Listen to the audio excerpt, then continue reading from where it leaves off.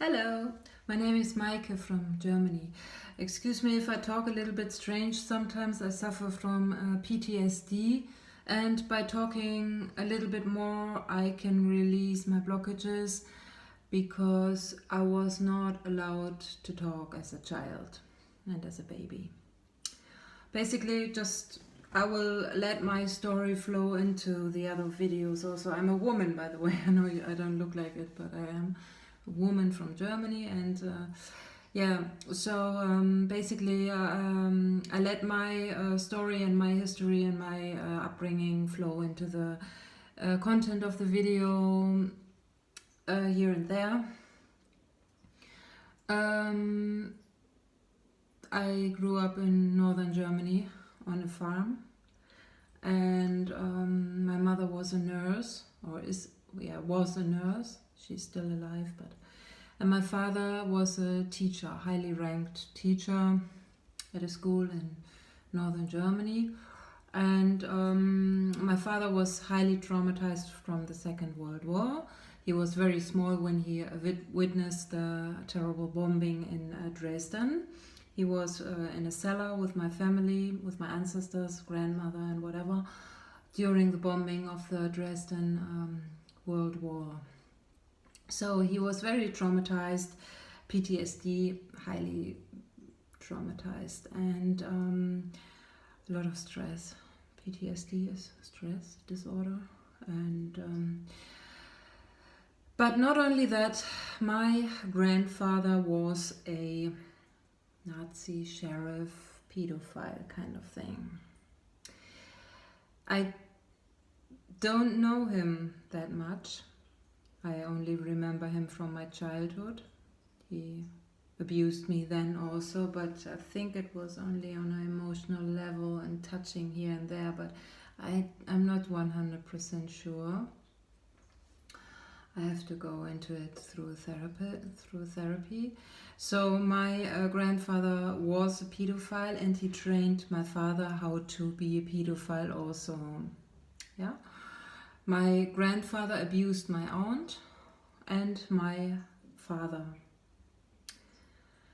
And so he taught my father how to sexually abuse baby girls and even boys also. So I grew up with an extremely post-traumatic, ill father who drank a lot of alcohol back then already. But he was very artistic, I must say, and a very craftsman, And I kind of admire him. I don't know. That kind of lifestyle doesn't happen in the next generations too often anymore. He had enough money. They were renting out a big farm. We had animals, we had cars, we had food, we had everything, A teacher in Germany earns maybe 6,000 euro a month, 6,000 euro a month, until the end of his life. They cannot even throw them out of the school. So, I grew up in a kind of very, very good family, but they kind of like gaslighted me, if you want to say it that way. Kind of like, yeah, well, this is my money, my father said. This is my doing and what I've achieved.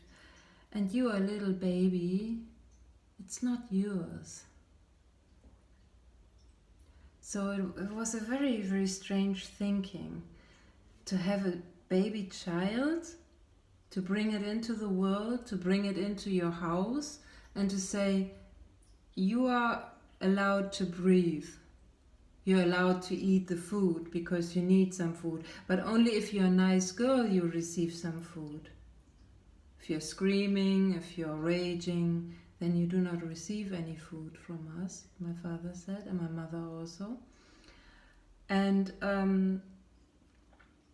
so my father said, but this is not your house, so do not feel comfortable here.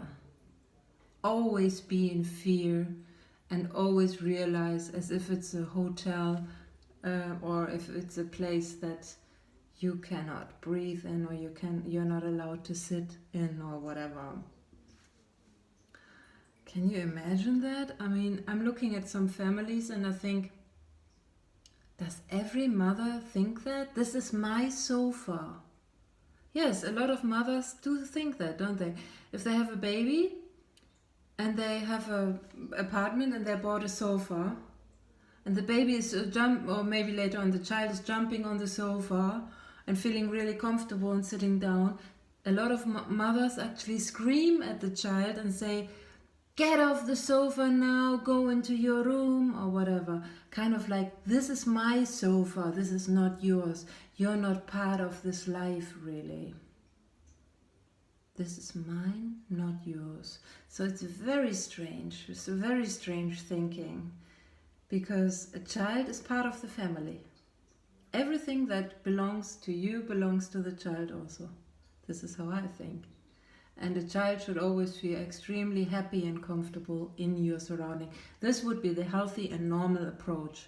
But loads of people are gaga. So they do not think that. They want to abuse their children, basically. And they had a very strange upbringing themselves, you know. Don't go to the fridge, don't take a yogurt, or don't go and take some water out of the tap because you're thirsty. You cannot move here in a normal way. You have to move like a robot and always be in fear, kind of thing. So this is actually also another thing that my father put on me, despite the fact that he sexually abused me and came to my room at nighttime when I slept. Yeah? He took something that was not his. But this is how pedophiles, psychopaths, or whatever try to twist you. They say to you, you took something from me, be it like a yogurt from the fridge, or be it like, I don't know, I was sitting maybe on a sofa. So he began to stalk me from day one and saying, you took something from me, you took a yogurt from me, my father said to me, so I'm going to take something from you now, as if you're a fridge. Yeah? See, if you are a supermarket. So I'm just going to take your pussy, I'm taking your body. He was a bastard, you know. Stinking pedophile piece of shit, yeah? Not so scary as my grandfather. My grandfather was a real Nazi and a very big psychopath and very scary man. I would not like him to come to my room at nighttime. But so there, from generation to generation, sometimes it gets better a little bit. So my father was still a huge psychopath. Gaga in his head, dangerous, scary, unpredictable, a liar, a cheater, all the bad habits you can imagine, a junkie, an addict. He was smoking cigarettes, he was drinking so much, you know, watching TV all the time, news. He did not care about reading too much for becoming a good teacher or something like that. He was a teacher, he received the money, and that's it, you know. He did not progress or anything. He took his students to a bar, you know, to go and get drunk. So this is the type of teacher my father was. And but step by step, it is not easy for me to talk about all of this stuff. And I'm not too sure if you're also interested in that. So 9 minutes 9 minutes have gone now. I think that's enough for a start, isn't it? I will continue talking about it later on.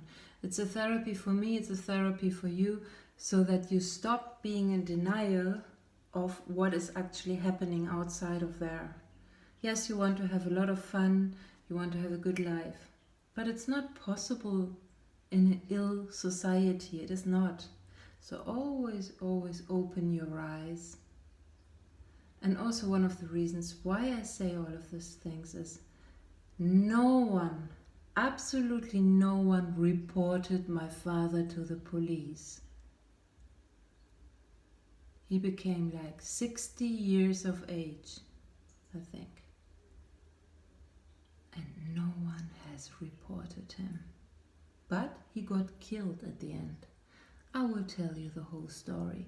But why I also want to talk about this is I will dive deeper into the whole pedophile issue. And I will become a pedophile hunter myself. Because what else should a victim of pedophiles do, eh? So whoever crosses my path was a pedophile. Bye bye. Good luck in prison.